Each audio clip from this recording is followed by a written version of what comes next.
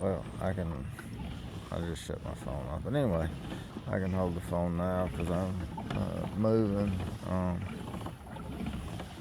And the question was, without going back and looking at it, um, do you have friends that aren't Christians, or are you friends with people who aren't Christians, or do you just tell them that you can't be friends or you can't hang out with them or something like that? And then my answer was absolutely. I have friends that aren't Christians. Jesus ate with people who were non-believers, were sinners, because it's not the healthy that need a doctor.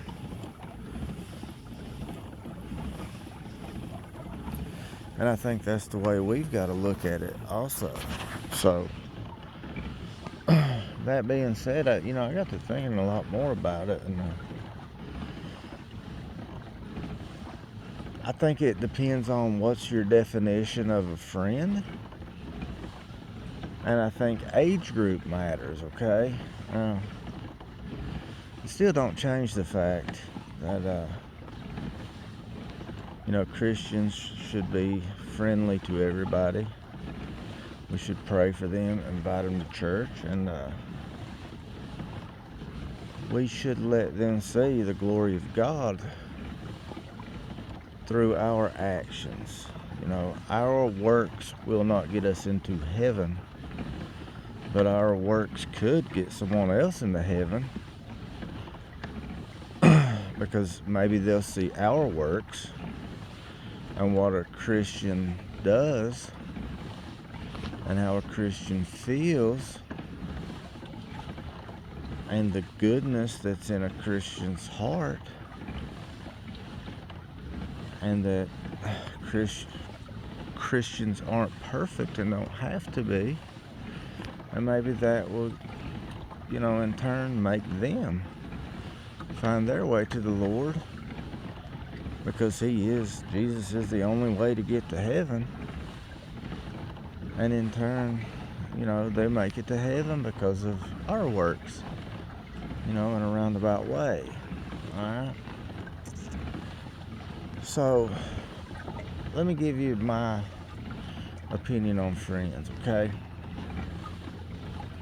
There's a lot of people that I'm friendly with. Keyword there is friendly, okay? I have a lot of associates. I have very few friends, okay? A friend is someone you can call up at 3 in the morning and they'll come pick you up if you're broke down or something happened. If someone's breaking in your house at 3 in the morning, you can call them and they'll come over and help you. A friend is someone, if there's a food shortage and they don't have anything to eat, or you don't have anything to eat, they'll share what they've stocked up with you. An associate's not going to do either one of those things. Say your house catches on fire and burns down. A friend is someone that's going to call you and invite you and your family to come stay with them. You're not even going to have to call them. And they're not going to make you feel guilty for doing it. That's what a friend is. A friend will put himself in harm's way to help you. So that's a friend. An associate, when times get hard, if there's a food shortage and they got some food and they know you don't have any, they're not going to offer it up. More than likely, they're going to lock their doors, turn out their lights so you don't think they're home, and eat their food in there. You call them up at 3 in the morning, they're going to say they didn't see the phone, or they forgot to send a text. They'll have some kind of excuse.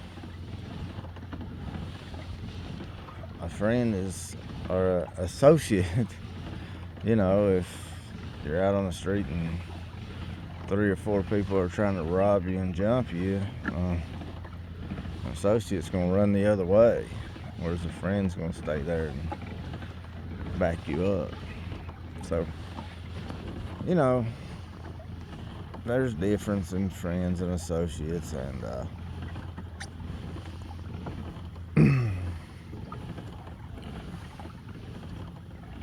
like I said, I'm friendly. I think Christians should be friendly and pray for and do right by everybody.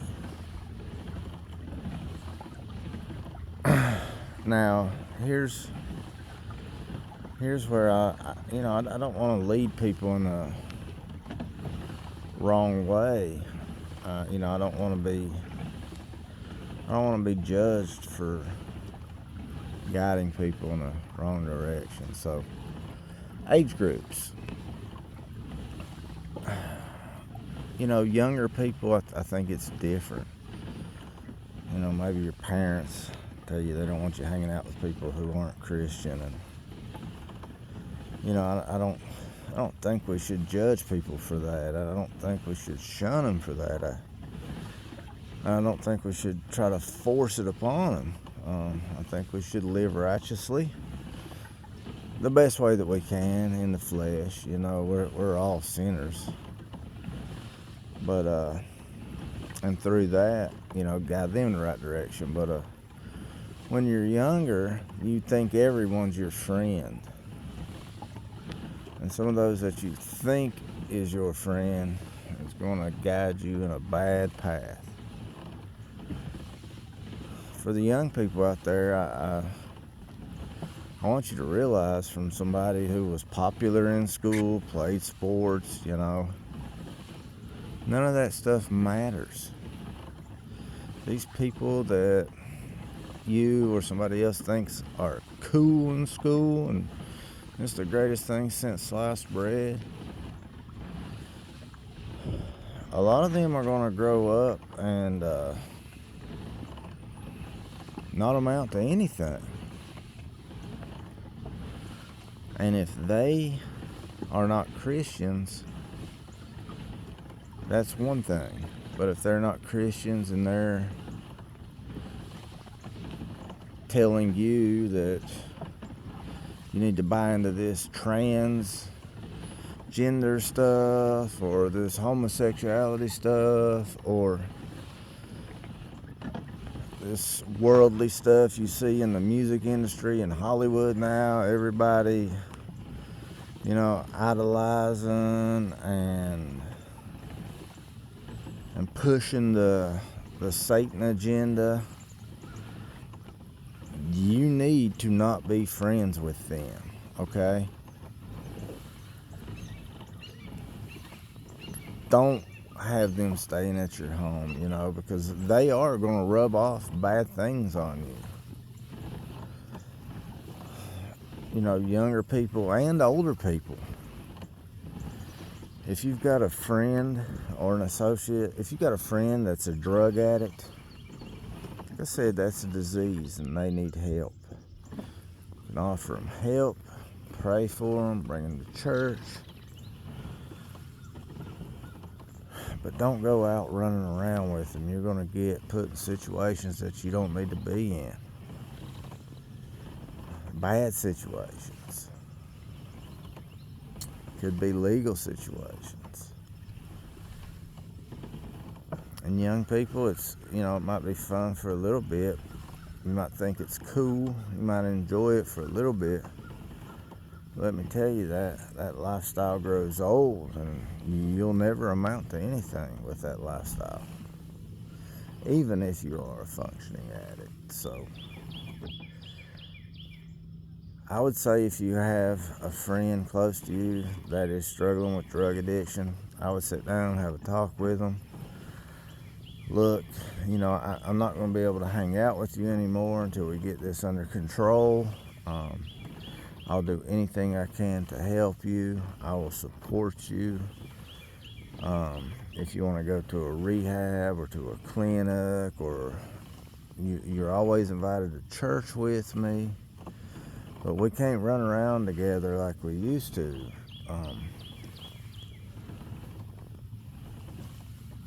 And maybe, Lord willing, they'll see that it is a big deal, and maybe they'll start to change their ways. And, if you see them start to try to do better, lean into that. Give them some support. You can still be their friend without, I don't know,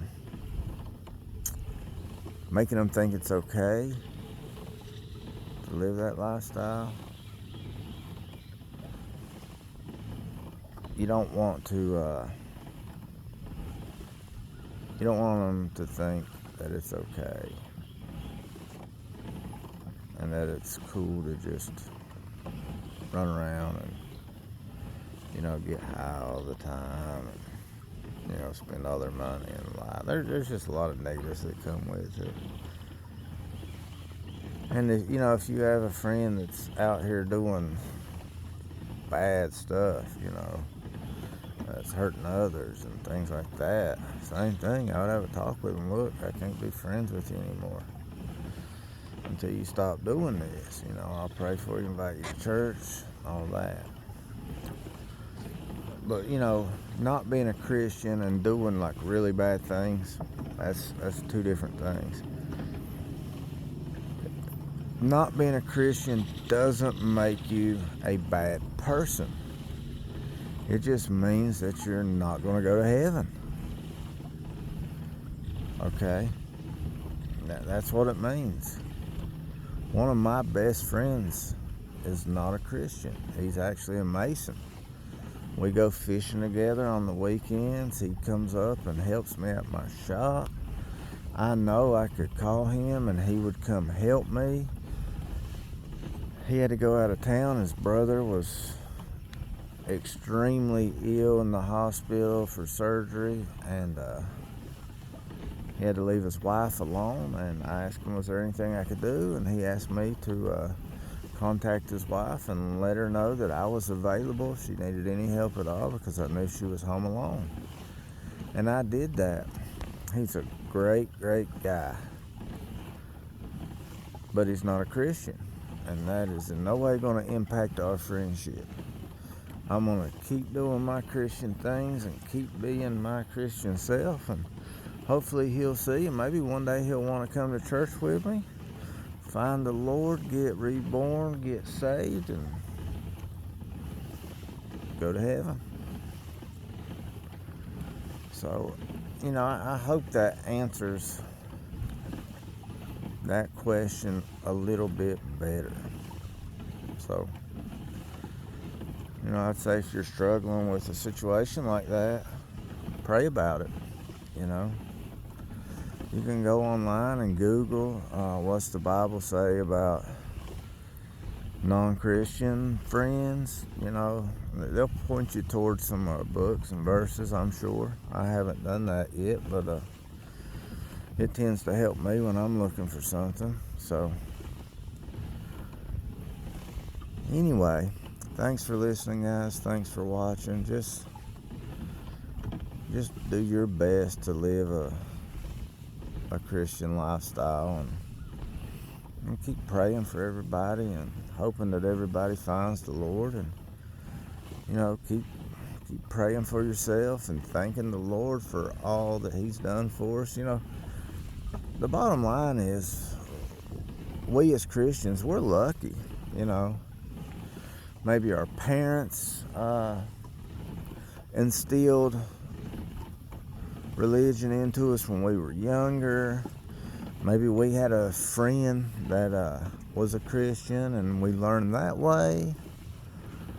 No matter how we learned about it, we're lucky because our eyes were open. We found the Lord. We have peace in our heart.